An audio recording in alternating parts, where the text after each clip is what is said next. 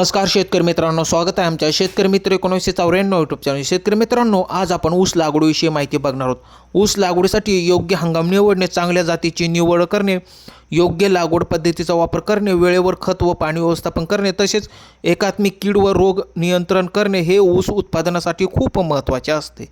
लागवडीचे हंगाम: सुरू हंगाम डिसेंबर ते फेब्रुवारी दरम्यान लागवड करावी। पूर्व हंगामी ऑक्टोबर ते नोव्हेंबर दरम्यान लागवड करणे योग्य असते। अडसाली हंगाम जुलै ते ऑगस्ट दरम्यान लागवड, जोमदार वाढ आणि दीडपट उत्पन्न मिळते। शेतकरी मित्रांनो, ऊस लागवडीसाठी जातीची निवड खूप महत्त्वाची असते। मातीचा प्रकार आणि हवामानानुसार जातीची निवड करावी। लागवड पद्धती: बेणे प्रक्रिया: ऊसाचे डोळे लागवडीपूर्वी रोगमुक्त करण्यासाठी प्रक्रिया करणे महत्त्वाचे आहे। लागवड पद्धत: एक डोळा रोपांपासून लागवड करणे फायदेशीर आहे, ज्यामुळे चांगले उत्पन्न मिळते। ओळीतील अंतर मातीच्या पोतानुसार 90 ते 120 सेंटीमीटर अंतर ठेवावे। शेतकरी मित्रांनो, खत व्यवस्थापन: रासायनिक खते, स्फुरद खताचा पहिला हप्ता लागवडीच्या वेळी द्यावा। गरजेनुसार म्युरेट ऑफ पोटॅशचा वापर करावा।